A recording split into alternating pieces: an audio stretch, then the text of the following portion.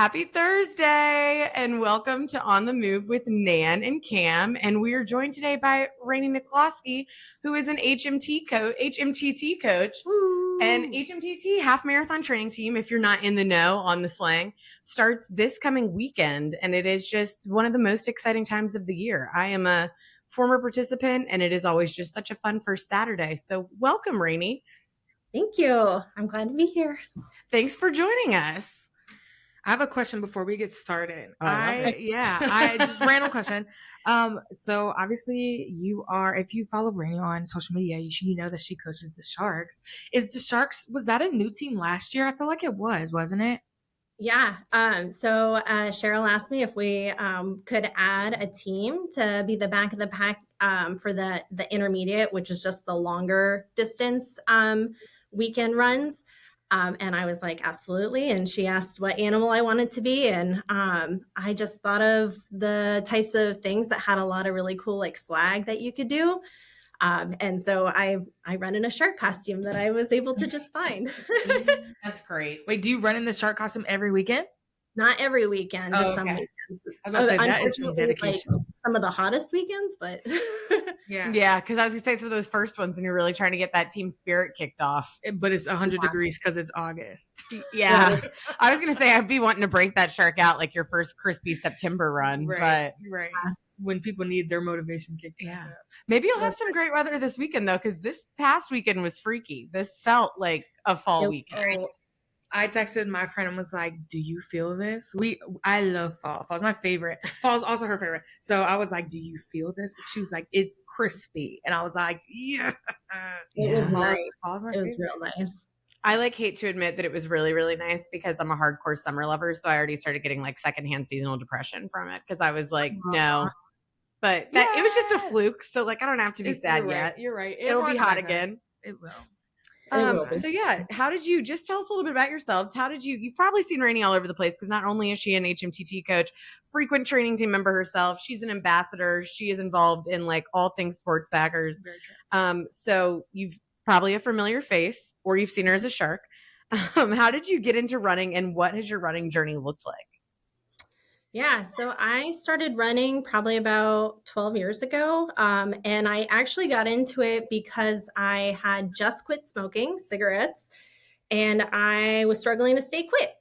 And the Boston Marathon bombing happened and I was, feeling some type of way like everybody. I felt like I was, I don't know, like wasting gifts that I had been given. And so I was like, you know what, I can stand to be healthier, to be better. And so I put together a group of moms that I knew, and we started training for a 4-miler that they did at Pocahontas. And I feel like the rest is history. It's been like such a buildup from there. That's awesome. I'm always like so shocked because we had a couple years ago had Chris Mason on for Ashland Half and also didn't know that he was a big smoker. Yeah. And he told us that was a huge, like that was his primary motivation was like, I got to do something. Right. Yeah. And that's just like wild knowing you all now in your journey now. Yeah. Yeah. He and I started together. So his friend had told him that I was also struggling to quit smoking and that I was thinking about taking up running. And so it was just like the stars aligned. And so we went on the journey from the very beginning together. Yeah, that's such a cool way to support. A huge accomplishment because like to quit smoking is hard in itself, but to quit smoking and then do something that's hard on your lungs that was just hard, like that's like a complete 180 to be like, I'm going to go run it off. And it's like, what the heck? Stopping smoking is awful on its own. And then also so is starting running sometimes. And so now you're making this switch. You go. I'm so glad that you found like a alternative and be like, I'm going to just run instead. We need to promo that more. We got two champions of it here. So yeah. So you said you started running 12 years ago. How many years ago did you start with HMTT? Actually, that same year, Chris and I had a friend who told us we should try the half marathon training team, even though we were both like grinding our way through 5Ks and like 13 miles. Are you kidding? Yeah. Right. We just, saw the light ahead and gave it a try. And both just fell in love with it from the very beginning. So 2013 was my first HMTT. And have you done it every year since then? Every year except 2. Except 2 years. Yeah, I did 4 in a row as a participant, and then I came back the next year as a coach. Nice. Yeah. And then I was sad that I hadn't done the half marathon in a few years, so I took a year off coaching and did the half marathon. That's important. You got to refill your own cup. Yeah. And then I came back and coached, and then I did the half marathon, and then I came back and coached. So what teams have you coached before starting the Sharks last year? What teams were you a coach of? So I was a coach for the Sunday Greyhounds team, which got combined into Grey Wolves. And I was also a coach for the Saturday Red-Bellied Cooters. So when it split, it was a pretty natural just movement to be in the second half of that intermediate level. Nice. Well, Sharks. Yeah. And what was that first year like when you showed up and you didn't know what to expect? What did that feel like? It was pretty overwhelming, but I think one of the things that's so special about the training team is how quickly the community builds around you and how quickly you realize that you're just like all in it together. I think I worried people would think I was just, really like new and basic, and everyone was just like, we're going to do this together, whether you like it or not. And you're like, okay, we can. Sometimes that's the best way to be like, being dragged into things and like people being like, no, you're gonna do this, like we're all gonna do this together, is kind of like, I feel like it's better because then you don't feel like you're on the outside, or like then you don't feel like you're being different than someone else. I don't know. That sounds like real elementary to be. No, I agree. But then it's also like, as an adult, you can still feel that way with other people, like when you're in a space that you've never been in before. Yeah. I was gonna say, like, this sounds counterintuitive to what we say about training team or like want people to do, but I also think there is like a fear, like you said, of people being like, oh, that's the new person, she's never done this before. And while sometimes it's nice to have somebody come up and, I think coaches do this in a great way. You just strike up a little conversation with somebody while you're running next to them, just to let them, know that you're there, available, and just like want to see them succeed. But I also think like we don't talk a lot about, while it is like a family and so many people recognize each other, it is also a big event. Like it is not, I kind of feel that that's something that holds me back sometimes from things. And like, if you wanted to blend in and not talk to anybody, you can do that. Yeah. You can blend in and they'll talk to you when you're ready to talk to them. Yeah. Yeah. No, as coaches, we get really good at kind of figuring out what everybody wants and needs on their runs.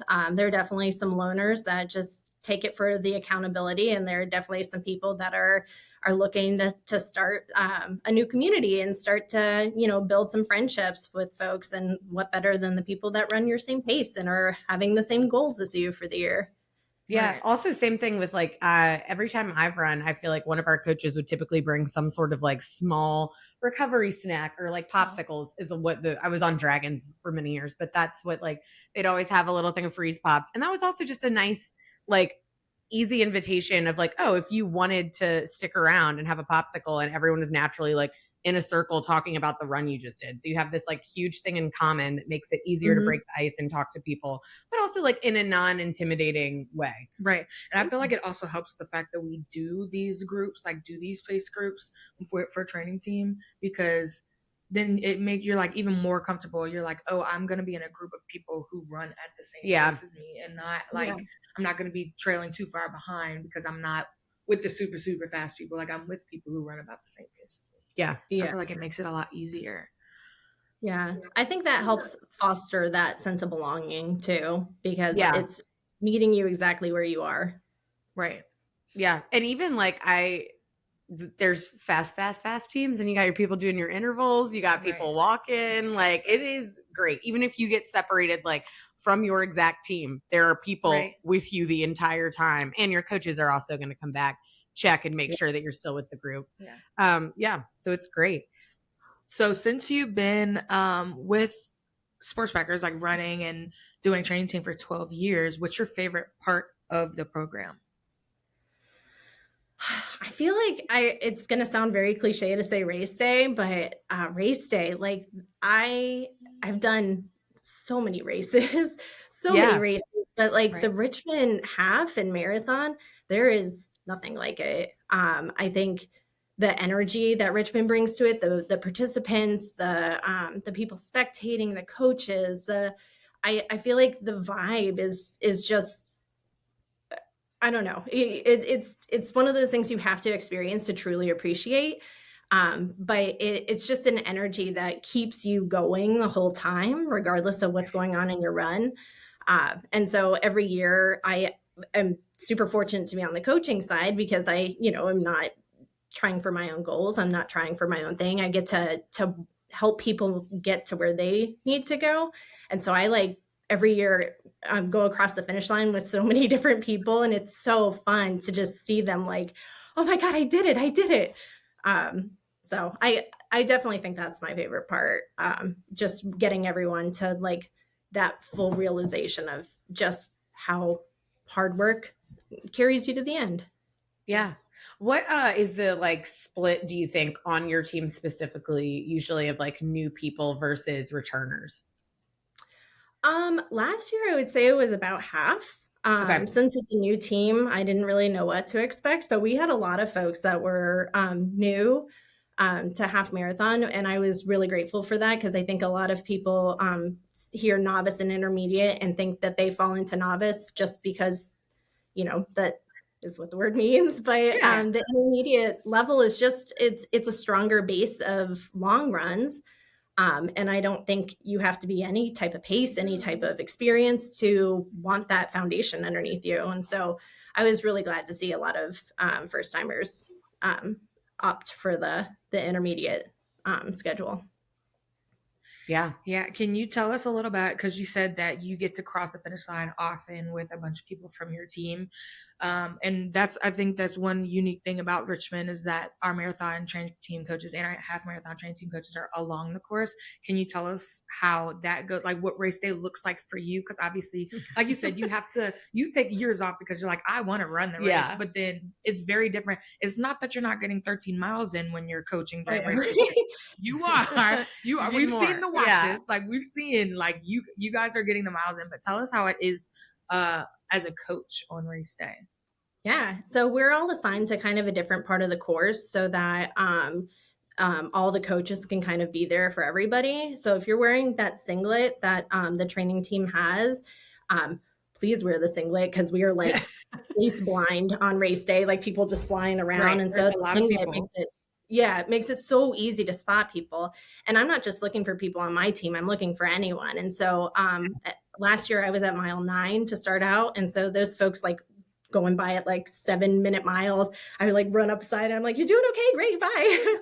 And then, kind of keep walking back to my original spot until I saw another person and then another person. And then it gets more frequent. So you start kind of like trailing a little bit.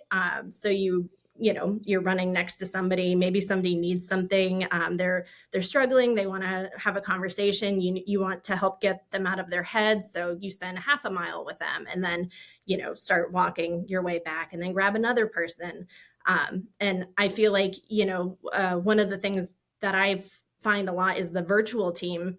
Those folks pop up out of nowhere and they have no idea who any of us are. And you're able to talk to them, you're able to talk to people on other teams, and you just drift and drift and drift until the people that are towards the back of the pack start crossing the finish line, and then you start working your way with them.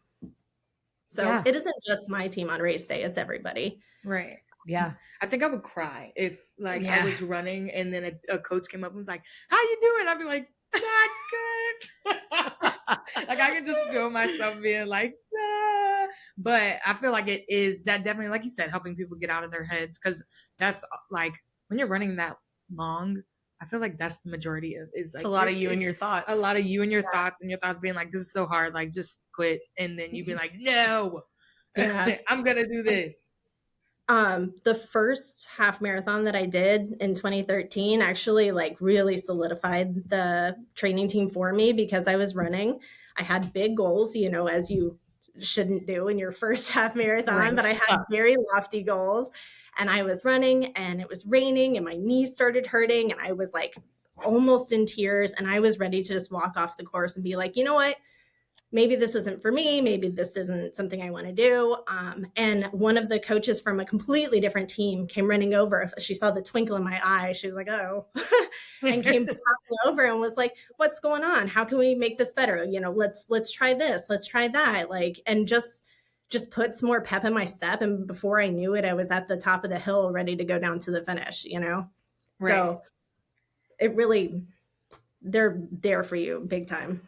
Yeah, I thought that you were going to say you felt like you would cry if you were a coach, because that's where I feel I would cry. Both. I mean, I always think at the point, like on race day, we always all talk about how we tear up a little bit at the finish line at some point. And I'm always like, oh, it's because I've been awake for so long. I'm like not a crier. So I'm always like, oh, it's because I've been awake. But it's like, no, it is a really special thing to see people like that doubted themselves at some point during this race, like finish it. And I'm on the island the whole time. So like a spot that I always go watch just to like enjoy the course, kill a little time, is up to like right by Penny Lane, where people are turning down the hill to come down. And there's usually towards like the in part of the day when I'm there, there's so many, I guess at that point it's MTT, but MTT coaches like congregated there to just help people like run in. And you're just like, oh my gosh, you're just like, wow, it's just so special. And it's like that, like they don't also like obviously wear your singlet, but also like they'll help you even if you're not in a singlet. Like it's like that they're just like so ready to help. And I think that's such a unique feature about our marathon that we definitely try to highlight, is I've never run another race with that type of like support from people. Yeah. Yeah. And I think another cool thing about our coaches is that this isn't just for the marathon and for the half marathon. Like I've seen Chris Mason coach people and pace people like that in other races. Like he's like coaching like he's on the Richmond course.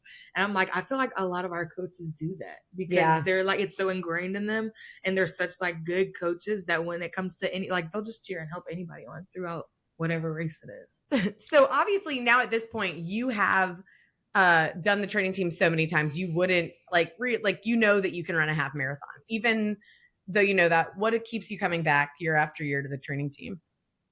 The community. I think being able to meet new people, being able to run with people. I have so much fun just being a part of it. I did a little bit of the marathon training team before half marathon starts this Saturday.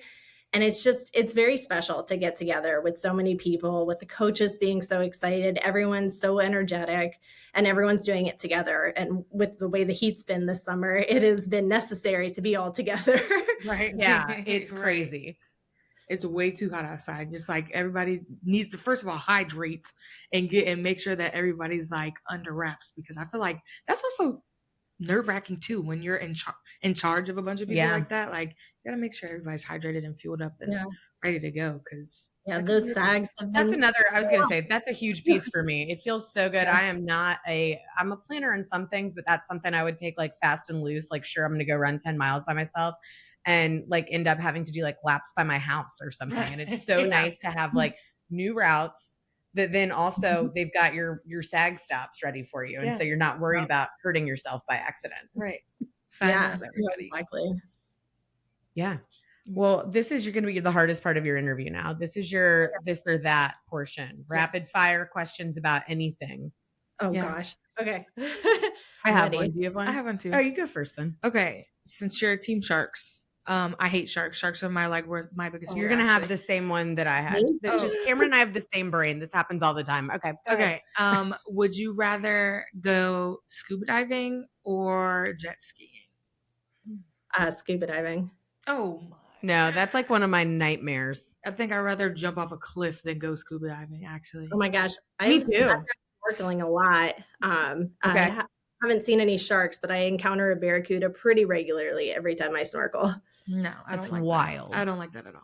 Yeah, I don't need to. I like wildlife and marine life, but what happens in the deep, I don't want to know. I don't want to know that. I don't even think about it. No, it wasn't the same. Okay. Mine was about sharks too. If we, do you prefer, if you can only pick one, a hammerhead or a great white? I thought about that. Great white. Actually, hammerheads are arguably my least favorite type of shark. Why? What's up with that? They look dumb. I don't know. They look weird. Exactly. Because they look dumb. Did you guys see on the news today? It was on the Today Show, but I saw it on TikTok earlier about at a Florida beach. People just saw a hammerhead attacking a stingray in like super shallow water while they were on the beach. Yeah. See? Another strike against hammerheads right there. I also, I was a big Flipper fan as a child, and the villain in that is a hammerhead. Okay. Last one. Okay. This or that. Participating in HMTT or coaching HMTT? I would say coaching, because when I'm a participant, it's just me in my race. But when I'm a coach, it's everybody's races. And so I feel like I get more than one, So greedily, I get everybody's race. Yeah. So because then you definitely be a part of everybody's little experience. That's right. I would say the same too, but I'm not a coach. But I would be mine. You got that coach's mentality. You're a kids on the move coach. You're right. Yeah. So good answer. Yeah. Well, thank you so much for joining us today. This was great. Anything else you want to tell people that are on the fence about joining HMTT? I would say just give it a try. I mean, the worst thing you do is end up in a group run with some people and on a really nice day and on some really nice courses. And I feel like if that's the worst thing that comes out of your weekend, it's a pretty good weekend. Right. Yeah. You're right. Well, awesome. Everybody go sign up. You still have time. And it starts this Saturday. So don't miss out, and have a great first week of coaching, Rainey. Yeah, I'm excited. Go Sharks. Go Sharks. Thanks, y'all. See you next time. Thanks, Rainey. Bye. Thank you. Bye.